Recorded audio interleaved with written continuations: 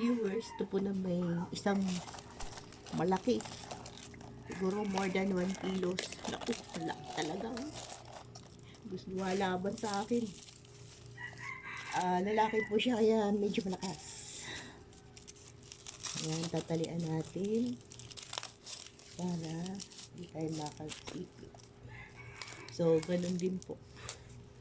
Iipit, dalawang sipit para hindi tayo makagat o masipit. Then, ganyan.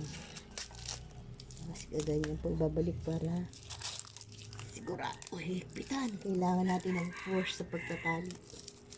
Yan. Ayan po. Ating lalaki. Alimamo. Natalian na siya.